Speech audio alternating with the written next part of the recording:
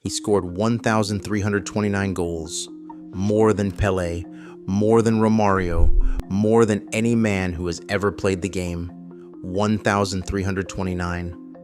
A number that should make him the greatest goal scorer in the history of football. And yet, you have never heard his name.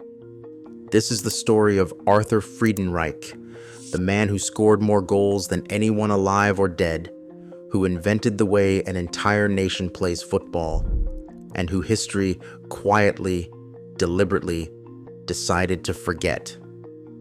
The question that haunts this one isn't how he scored them. It's this: how do you erase the greatest goal scorer who ever lived? To understand why he was erased, you have to understand Brazil in 1905. Back then, football in Brazil belonged to one kind of person: white, wealthy, European. It was a gentleman's game played in private clubs by the sons of British engineers and Portuguese aristocrats. There was no place in it for the son of a German immigrant and a black Brazilian washerwoman. That son was Arthur Friedenreich. He had green eyes from his father and dark skin from his mother, and in the Brazil of his time, that made him a problem. Nobody knew what to do with. So before every match, Friedenreich did something that tells you everything about the world he was born into.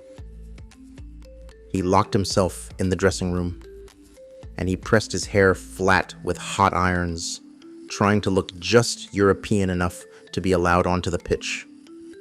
He would keep his teammates waiting, the whole stadium waiting. Because a man that gifted could not simply be himself. He had to disguise it. And then he played, and nothing else mattered. Friedenreich didn't play football the way the Europeans taught it, rigid, upright, and mechanical. He played it low to the ground, fast and improvised. He swerved. He feinted. He turned defenders inside out with a drop of the shoulder and a flick most of them had never seen before. They gave it a name: Ginga. That swaying, dancing, unpredictable rhythm that the world now thinks of as simply Brazilian. Friedenreich didn't just play that style, he invented it.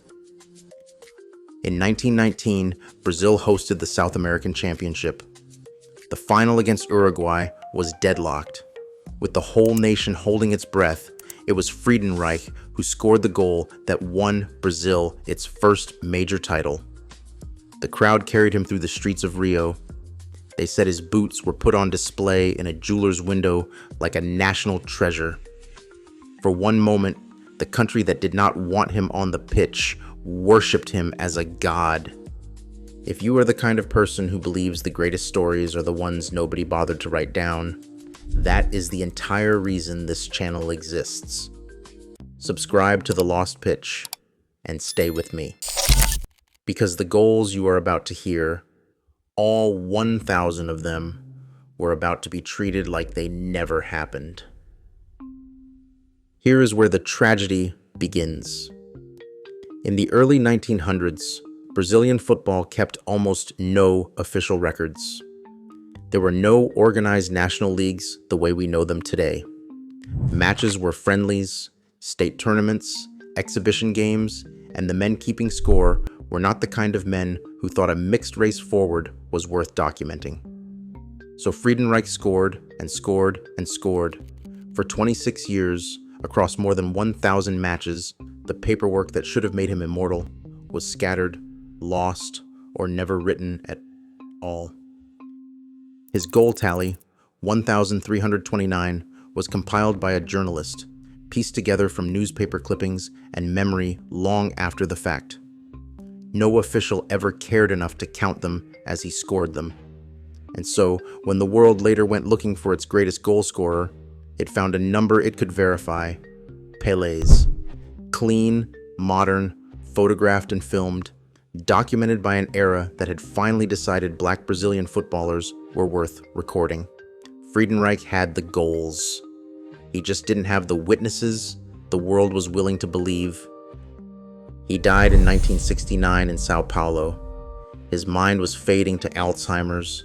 He did not live to see his number debated. He did not live to see anyone fight for him. There was no World Cup for Arthur Friedenreich. The tournament did not exist when he was at his peak. There is barely any film of him, a handful of photographs, a pair of boots that have long since vanished. The greatest goal scorer in the history of the sport left behind. Almost nothing the modern world can hold up and point to. The man who taught Brazil how to play football was allowed to disappear from football's memory. And here is the strange, haunting truth of it. Every time you watch a Brazilian forward drop his shoulder and glide past a defender, that's Friedenreich. Every time a commentator says a player has ginga, that magic, dancing rhythm, that's Friedenreich. His fingerprints are on the most beautiful football the world has ever produced. He didn't get the records, he didn't get the films, he didn't get the trophy, but he got something stranger. He gets to be in every Brazilian goal ever scored after him. Invisible, uncredited, but there. So was he the greatest goal scorer who ever lived? The honest answer is, we will never be able to prove it. And maybe that's the cruelest part of all. Not that he was forgotten, but that he was forgotten by design.